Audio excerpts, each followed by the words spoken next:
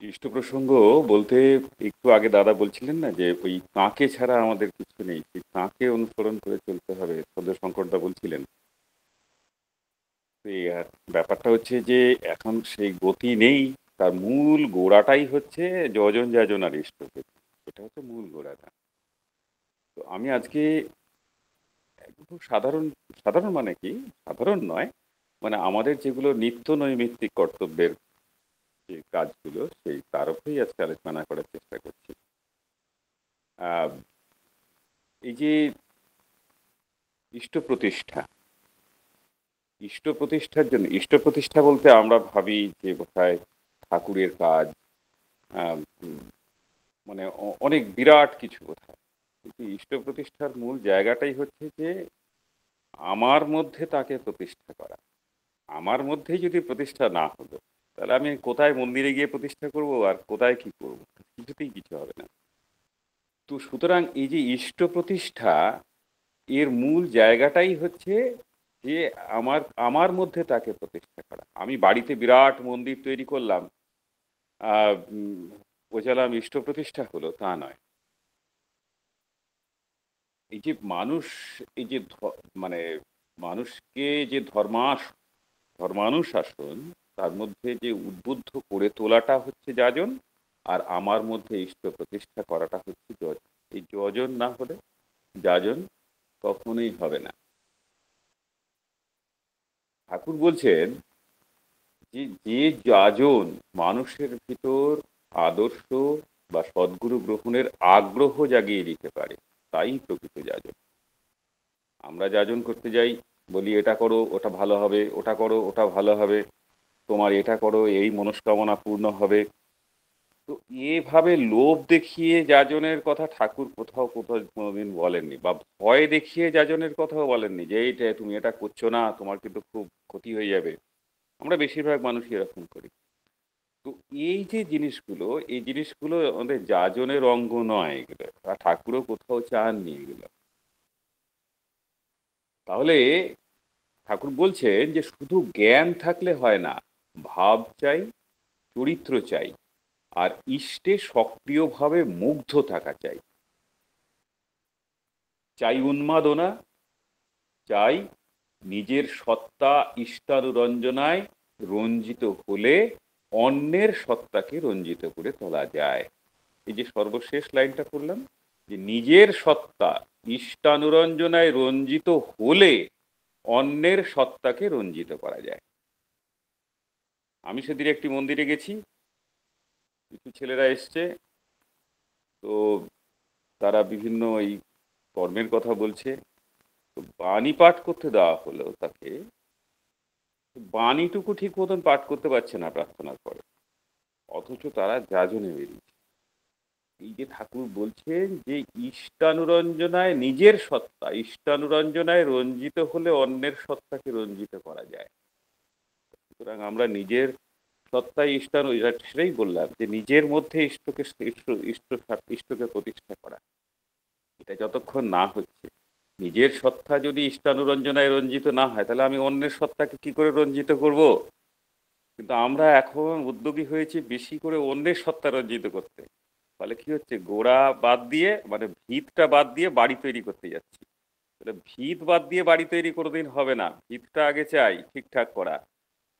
ঠাকুর বলছেন যে যজন ভরা যাজন যার উন্নতি হয়ই তার। যজন ভরা যাজন যার উন্নতি হয়ই তার। আর যজনবিহীন যাজন কি? যজনবিহীন যাজন দুধ ছাড়া মাখন। দুধ ছাড়া মাখন হয়? তো সুতরাং এই এই যজনবিহীন যাজন দুধ ছাড়া মাখন। ফলে ঠাকুর বলছেন যে আমার শিষ্য হোক, সন্তান হোক, প্রিয় বান্ধব হোক, সকলকেই আমি কই যে মানুষ আপন, টাকা পর, যত পারিস মানুষ ধর, এই বুদ্ধি নিয়ে চল। আর মানুষ ধরার মূল উদ্দেশ্য হবে ইষ্টার্থ পূরণ। ঠাকুর এখানে একদম পরিষ্কার করে উল্লেখ করলেন আলোচনা প্রসঙ্গের 15 নম্বর খণ্ডে। ঠাকুর পরিষ্কার করে বললেন যে মানুষ ধরার মূল উদ্দেশ্য হবে ইষ্টার্থ পূরণ। এই যদি করে চলতে পারো, তোমরা প্রত্যেকেই রাজাধিরাজ। তোমাদের মধুসূদনের হাঁড়ি শূন্য হতে না হতেই পূর্ণ হয়ে উঠবে। এই পরমপিতার স্বর্গীয় অর্থনীতি। আনন্দ করো, এ নীতি নিজ জীবনে প্রয়োগ করো, চতুর্দিকে ঘোষণা করো এবং নিরন্তর ঐশ্বর্যশালী হয়ে চলো। এটাই ঠাকুরের ইচ্ছা, এটাই পরমপিতার স্বর্গীয় অর্থনীতি। আমরা একে বাদ দিয়ে, ভিত বাদ দিয়ে বাড়ি তৈরি করতে চাচ্ছি, জীবন তৈরি করতে চাচ্ছি, জীবন ধর্ম হবে না। ঠাকুরের ফর্মুলা যেটা, সেই ফর্মুলাটা মানলে তখনই পারফেক্টলি আমাদের জীবনে ফলটা আসে, তা না হলে আসে না। ঠাকুর বলছেন ওই আলোচনা প্রসঙ্গের 15 নম্বর খণ্ডে যে ইষ্টানুরাগের ভেতর দিয়ে যাবতীয় মানসিক ক্ষত ব্যাধির নিরসন হয়, তাতে শরীরও তাজা হয়ে ওঠে। আমরা প্রত্যেকে কিন্তু এই জিনিসগুলো চাই, যে আমাদের ব্যাধি থাকবে না, মানসিক কোনো রকম রোগ থাকবে না, আমাদের শরীর তাজা থাকবে। একটাই ঠাকুর বললেন, ইষ্টানুরাগের ভেতর দিয়ে যাবতীয় মানসিক ক্ষত ব্যাধির নিরসন হয়। তাহলে আমরা এই জায়গাটা বাদ দিয়ে হই হই করছি আমরা সবাই ঠিকই, কিন্তু হই হই করার চাইতে এইটুকুকে, হই হই অবশ্যই করব, কিন্তু এই ইষ্টানুরাগের নিজের সত্তাকে ইষ্টানুরঞ্জনে রঞ্জিত করে নিয়ে। সুতরাং ঠাকুর বলছেন একমাত্র পরম পিতার রঙে রঙিল হতে, একমাত্র পরম পিতার রঙে রঙিল হতে।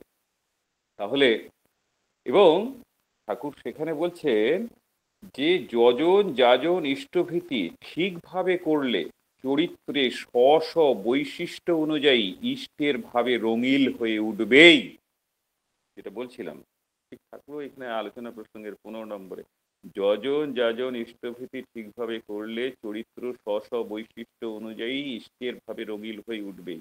এমনকি চেহারার মধ্যেও একটা দেব ভাব দীপ্তি ফুটে ওঠে। এই ইষ্টভীতি, এই ইষ্টভীতি মানে জীবন উৎসকে পুষ্ট করে নিজের ইষ্টানুরাগকে প্রতিদিন আরো সঞ্জীবিত ও সন্দীপ্ত করে তোলা। এই ইষ্টভীতির মানে এই 15 নম্বর আলোচনা প্রসঙ্গে 15 নম্বর খণ্ডে ঠাকুর বলছেন 30-19-49 যে ইষ্টভীতি মানে হচ্ছে জীবন উৎসকে পুষ্ট করে নিজের ইষ্টানুরাগকে প্রতিদিন আরো সঞ্জীবিত করে তোলা। এটা হচ্ছে ইষ্টভীতির মূল উদ্দেশ্য। আমরা মনে করি যে ইষ্টভীতি মানে কিছু পয়সা রেখে দিলাম হয়ে গেল, তা নয়, বা 30 দিনের দিন পাঠিয়ে দিলাম ইষ্টভীতি হয়ে গেল, এই ইষ্টভীতি নয়। ঠাকুর এই যে যেমন এই যে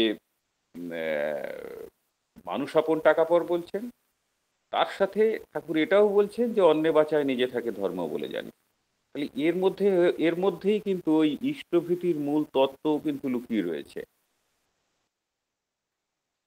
ব্যাপারটা হচ্ছে যে এই যে সৎসঙ্গ, ঠাকুর বাণীতেও বলছেন যে সৎসঙ্গ চায় মানুষ, বাণীটা অনেক বড়, যাই হোক, সৎসঙ্গ চায় মানুষ, এই বাণীতে ঠাকুর সৎসঙ্গের আদর্শের সাথে ইষ্টভীতি শব্দের যে মর্মার্থ, তার এই শব্দের মধ্যে নিহিত রয়েছে এই মানুষ।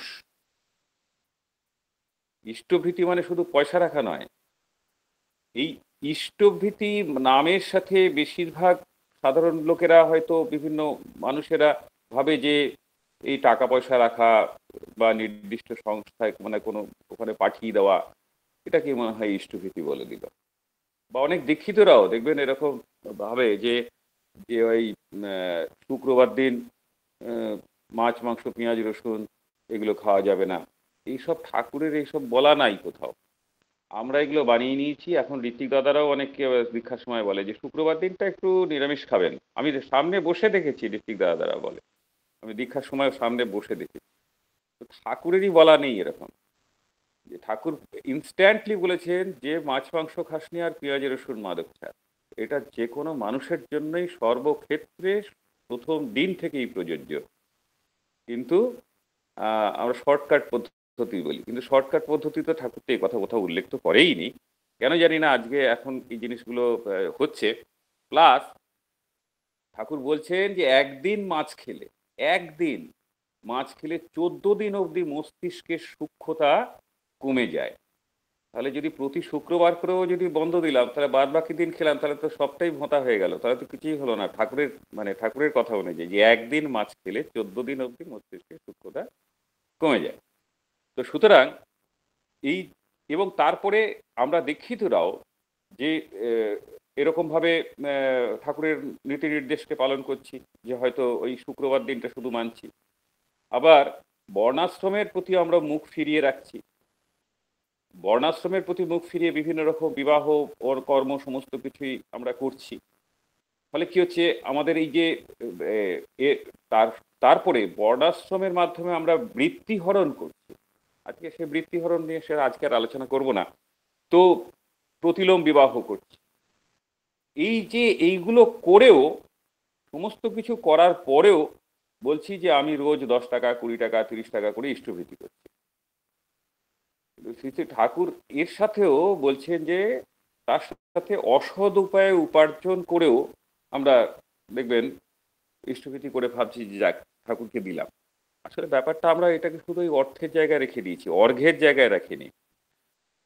তো শ্রী শ্রী ঠাকুর অসৎ উপায় বলছে যে মানে অসৎ উপায়ে উপার্জন, মানে সদাচর বা বর্ণাশ্রমের বিধি না মেনে যে উপার্জন, তা দিয়ে ইষ্টভৃতি করার নির্দেশ ঠাকুর কোথাও দেননি।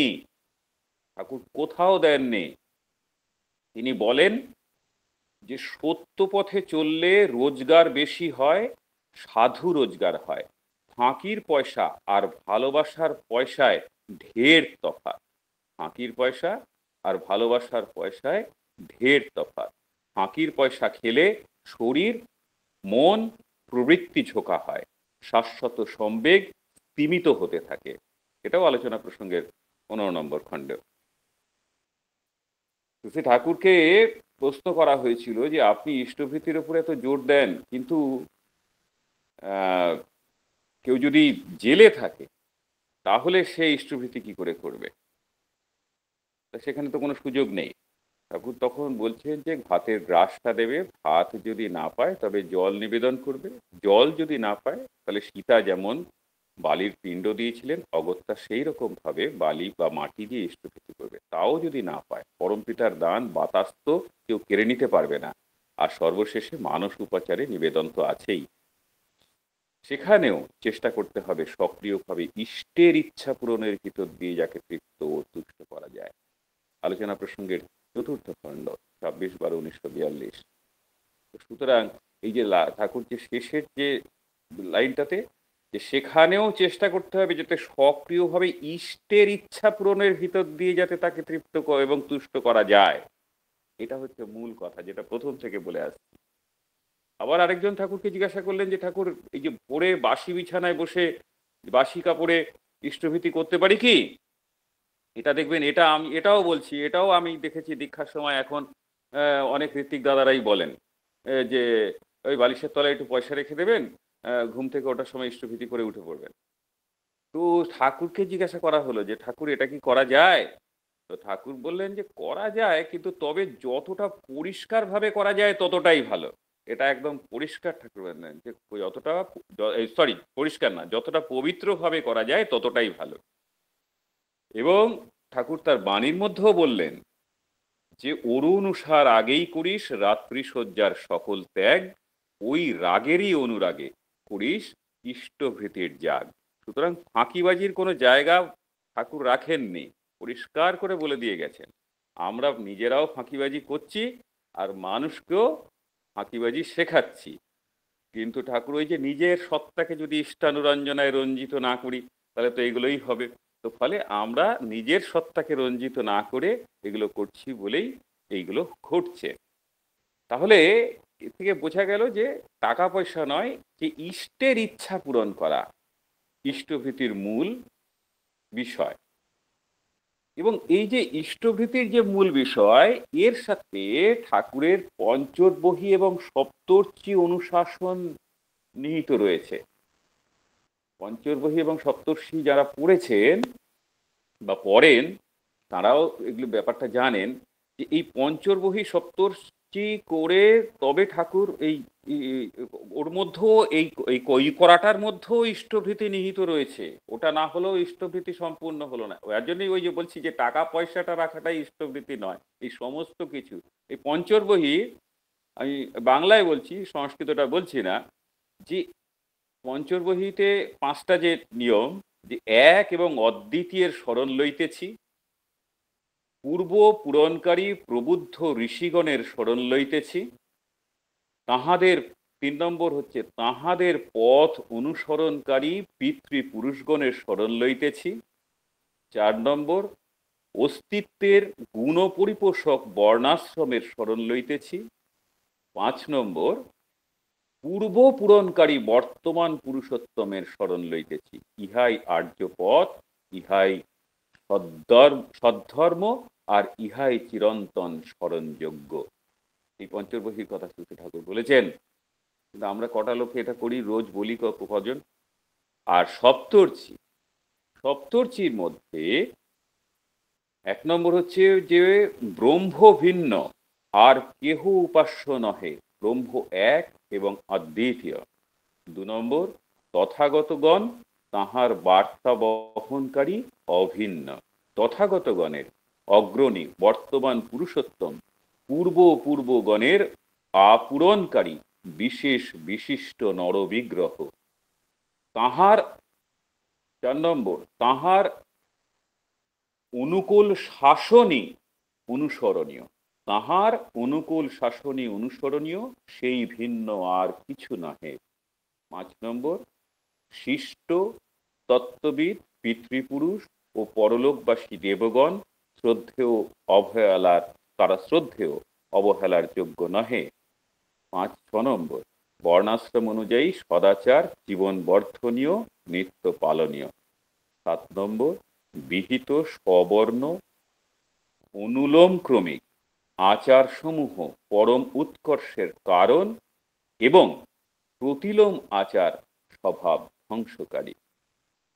তাহলে এই যে নিয়মগুলো আমাদের প্রতিদিন শুধু পড়া নয়, করণীয়, এটাও ইষ্টভীতির মধ্যে রয়েছে। এই ইষ্টভীতির দেখবেন পঞ্চনীতির মধ্যে এই অন্তর্নিহিতভাবে এই অর্থগুলো রয়েছে। যদি সময় হয় আমি পঞ্চনীতি বলছি, যদি সময় হয়। এবং তার সাথে রয়েছে এই যে আমাদের এই শ্রেয় ইষ্টভীতি,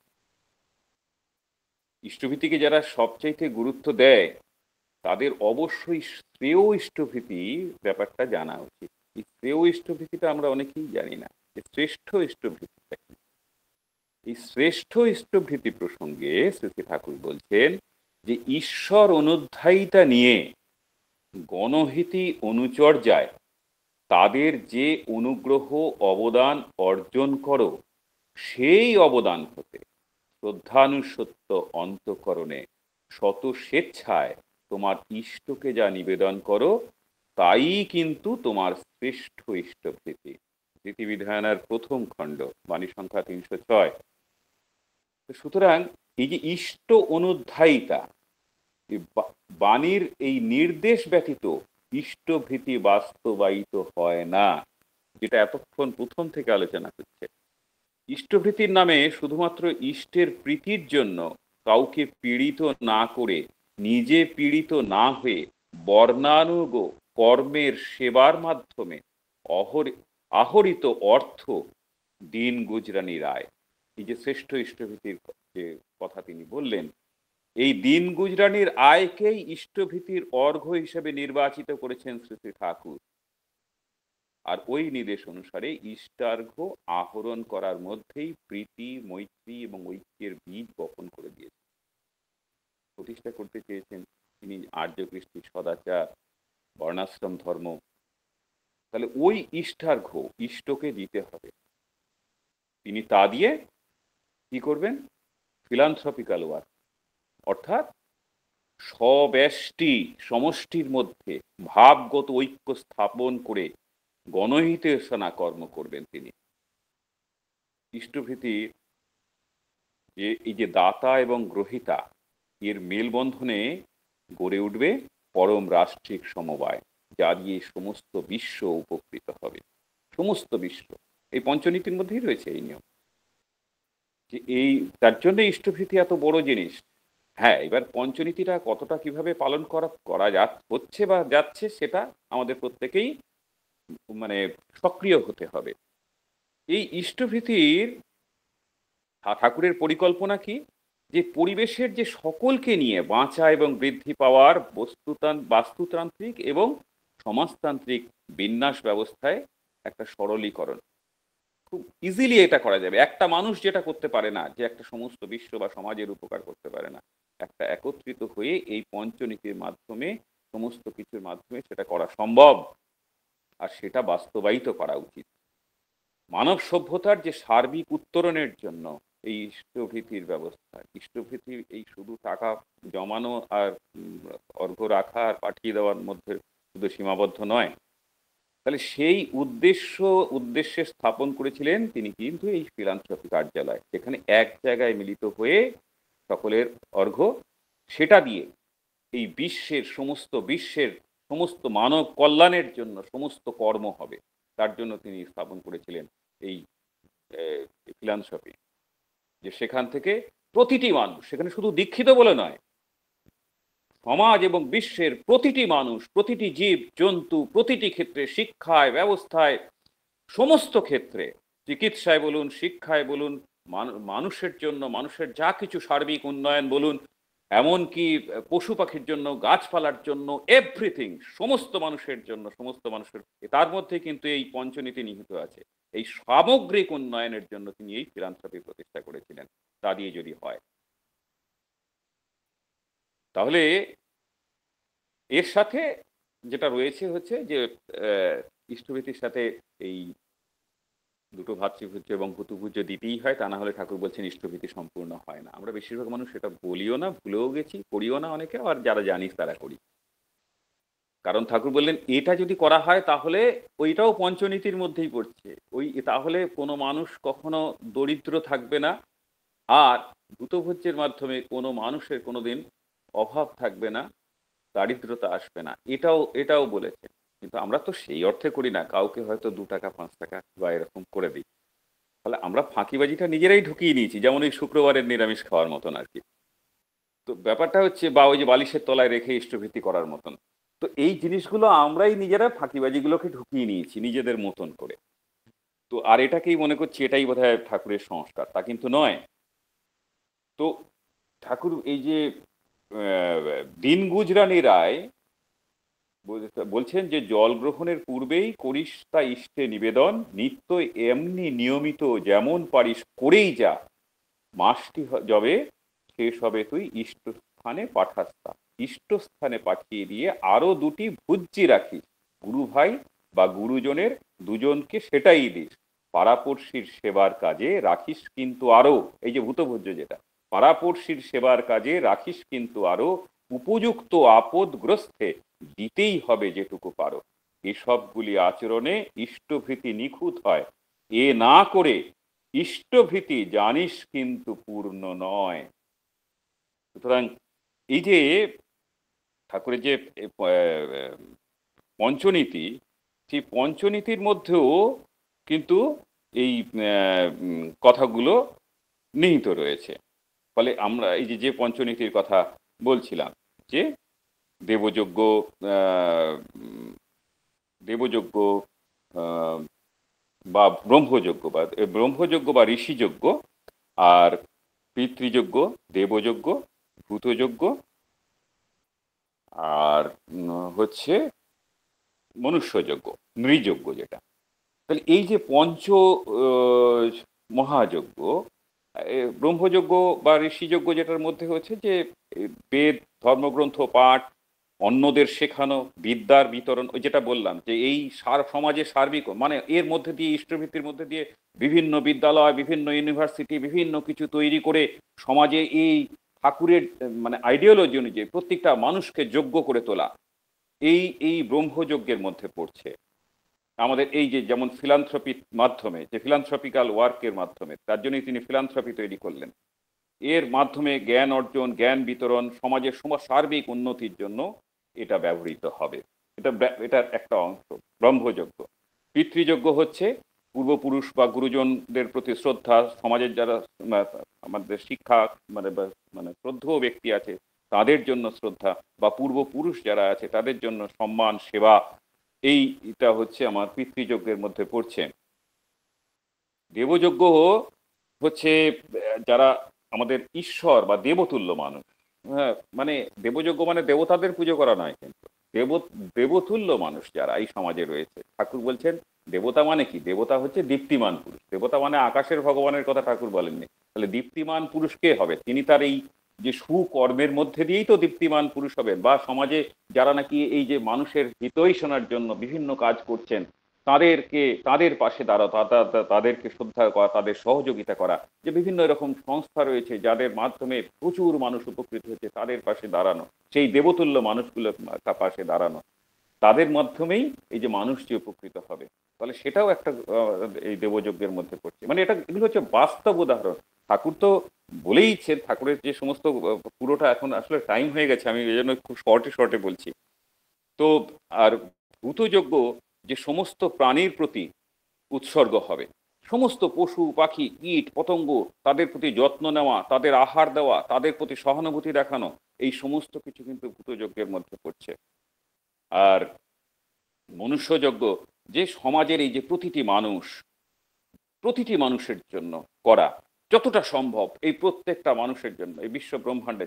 কারণ এটা এই যে সার্বিক ঠাকুরের প্রচেষ্টা হচ্ছে যে শুধুমাত্র দীক্ষিত মানুষের জন্য নয়, কারণ তিনি যখন আসেন, পুরুষোত্তম যখন আসেন, প্রতি যুগে যুগেই তিনি যখন আসেন, তিনি তার কথাগুলো সার্বিক মানবতার জন্য বলে যান। তিনি শুধুমাত্র যারা দীক্ষিত, আমাদের সেটাকে আরো বাস্তবায়িত করার প্রচেষ্টা থাকা উচিত। ওই যে নিজে ইষ্টানুরঞ্জনায় রঞ্জিত হয়ে, যে তার রঙে রঙিল হয়ে, সেইটাকে আরো বাস্তব করার জন্য সচেষ্ট হওয়াতেই আমাদের সার্থকতা। আর সেটা যতক্ষণ আমরা না করতে পারছি, তাহলে ততক্ষণ অবধি আমরা তাঁর ইচ্ছাকে কখনোই মানে পূর্ণ করতে পারছি না।